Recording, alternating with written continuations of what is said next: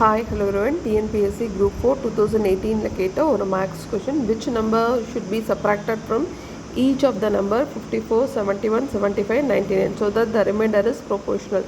54, 71, 75 மற்றும் 99 என்ற ஒவ்வொரு எண்ணுடன் எந்த எண்ணை கழித்தால் அதன் மீதம் சம விகிதத்தில் இருக்கும்ன்றாங்க. 4 ஆப்ஷனில் ஆப்ஷன் சி 3 எப்படின்னு பார்த்தலாம்.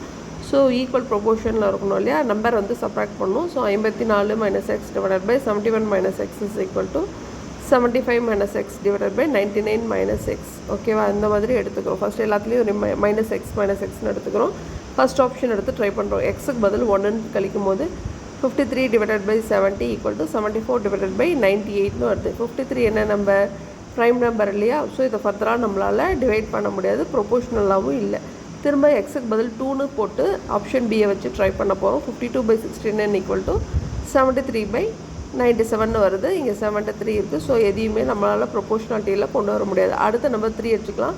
51 பை 68 ஈக்குவல் டு 72 பை 96. இதை வந்து 17th டேபிள் அடிக்கும்போது 3/4 வந்துடுது. இதை 12th டேபிள் அடிக்கும்போது 6/8 வருது. திரும்ப 2ஆல் அடிக்கும்போது 3/4. ரெண்டு சைடுமே 3/4 வருது. ஸோ கரெக்டாக ஈக்குவல் ப்ரொபோர்ஷனில் வந்துடுது. ஓகேவா. ஸோ இந்த கொஸ்டினுக்கான ஆன்சர் ஆப்ஷன் சி 3. தேங்க்யூ.